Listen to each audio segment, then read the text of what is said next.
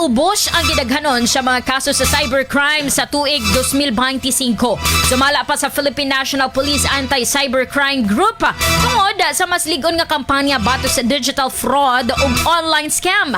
Base sa record sa PNP-ACG gikan Enero 1 hangtod December 4, 2025, halos tanang dagko nga matang sa scam mikunhod kun itandi sa miaging tuig.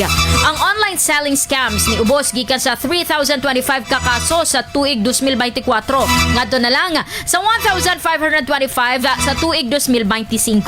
Samtang ang investment scams mikunhod usab og 1,101 ngadto na sa 291 ka kaso.